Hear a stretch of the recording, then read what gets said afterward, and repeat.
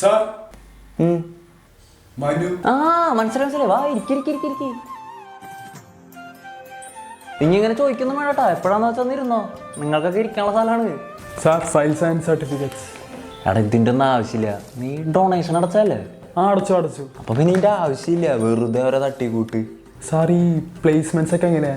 എടാ ഇവിടെ 100% പ്ലേസ്മെന്റ് ആണ്. നീ ലാസ്റ്റ് ഫൈനൽ ഇയറിൽ ഇറങ്ങുമ്പോൾ നിനക്ക് നല്ലൊരു കമ്പനിയിൽ നല്ല ജോലിയായിട്ട് ഇവിടെ ഞങ്ങൾ വിടാം. ബാക്കി കോളേജിലൊന്നും ഇല്ലാത്ത ഒരു സംഭവം ഉണ്ട്, നിങ്ങൾക്ക് 100% ഫ്രീ ഇടാണ് ഇവിടെ. നിങ്ങൾക്ക് ഇവിടെ എന്താണെന്ന് വെച്ചാൽ കാണിച്ചു കൂട്ടാം. ഞാൻ പറയണേ താനിവിടെ സേഫാ. എടാ നീയേ ഞാൻ പറഞ്ഞോണം കാര്യങ്ങൾ ചെയ്യാൻ നോക്ക്. നീ വേറെ പറയാനും ചോദിക്കാനും നിൽക്കുന്നുണ്ട്. ആ അഡ്മിഷൻ എങ്ങനെയും സെറ്റാക്കി എടുക്ക്, നമുക്ക് ഗുണമുള്ള കാര്യമാണ്, കേട്ടല്ല? ശരി ഓരോരുത്തന്മാരോരോന്നിട്ട് വന്നേക്കാം. എന്തേ സാറേ? ഞാൻ മനു. ഏത് മനു? സാറിന് ഓർമ്മയില്ല അന്ന് മറ്റേ അഡ്മിഷൻ വന്നപ്പോ? എന്തേ? പ്ലേസ്മെന്റ് കിട്ടിയില്ല. പ്ലേസ്മെന്റ് കിട്ടിയില്ലേ? എന്തേ? പരീക്ഷ ഒന്നും പാസ്സായില്ലേ?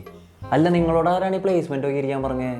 എടാ വല്ല വിസ എടുത്ത് അബ്രോഡ് പോയിട്ട് വല്ല കക്കൂസ് കഴുകിയ പാത്രം കഴുകിയിട്ട് രക്ഷപ്പെടാൻ നോക്ക്, അല്ലെങ്കിൽ വല്ല എംടെക് എടുത്ത് നീ പഠിച്ച് പാസ്സാവാൻ നോക്ക്, അല്ലാണ്ട് നിനക്ക് ഇവിടെ ജോലിയൊന്നും ഇല്ല. സാർ ഇങ്ങനെയൊന്നല്ലല്ലോ അന്ന് പറഞ്ഞേ.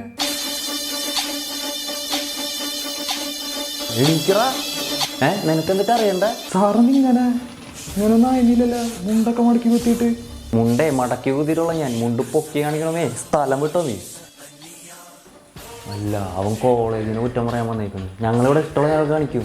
ഏക നിന്റെ ഇഷ്ടപ്രകാരമല്ല വന്നേർന്നത്, ഞങ്ങളൊന്നും പിടിച്ചു ചേർത്തിട്ടൊന്നുമില്ല. അല്ല പിന്നെ കുറേ ആയി കാണുന്നു. ഹലോ, അതെ കോളേജ് മാനേജ്മെൻ്റ് ആണ്.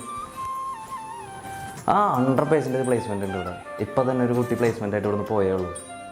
വേഗം